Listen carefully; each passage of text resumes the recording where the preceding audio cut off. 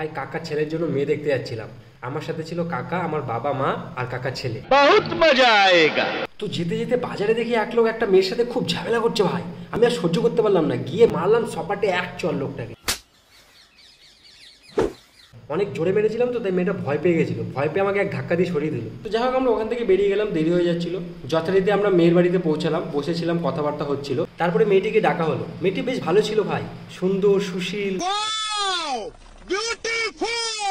হঠাৎ দেখি বাজারের ওই ঝামেলা করা লোকটা মেয়েটার হাত ধরে টানতে টানতে আর আমাদের ফলো করতে করতে সেখান পর্যন্ত পৌঁছে গেছে ভাই, আমার চরের রিভেঞ্জ নেওয়ার জন্য।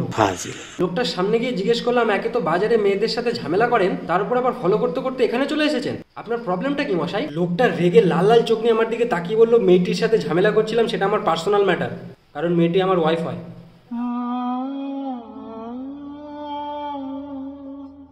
তারপর লোকটাকে বললাম, দাদা হ্যাঁ ব্যাপারটা বুঝতে পারিনি আমি, আমার ভুল হয়ে গেছে, বাইরে চলুন না, ব্যাপারটাকে মিটমাট করা যাক, এটা তো অন্যের বাড়ি। লোকটা বললো, এটা আমারই বাড়ি, আর যেই মেয়েটিকে দেখতে এসেছেন সে আমার নিজের বোন হয়। খতম।